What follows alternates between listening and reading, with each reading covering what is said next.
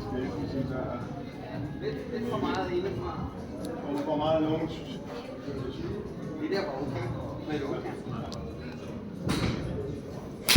Men du er jo blevet introduceret her til Stærk & Tilt.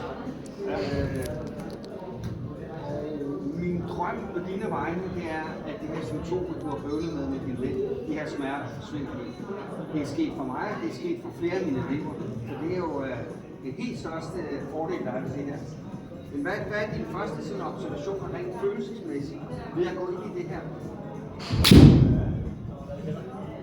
Jeg synes ikke, jeg bevæger mig lige så meget sydværks i genmusik. Det er mere stationær, mere over på. Ja. Så det er ikke væk fra dit punkt, tilbage igen, man bliver der bare. Man bliver der. Ja. Og det kan du også se, dem, selvom man rammer med tynd, så er de bedre. Ja. Fordi man ikke har det. Jeg tænker så, hvis dit low point også hæver. Ja.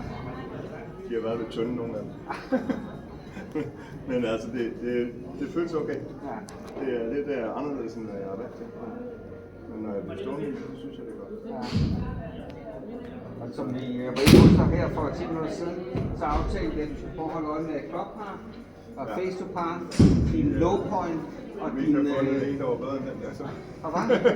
Vi kunne godt have fundet en, der var bedre end den. Jo. Altså, jeg kan jo godt se, når de to pladser sammen, så starter den meget bedre. Ja. Og den får som det.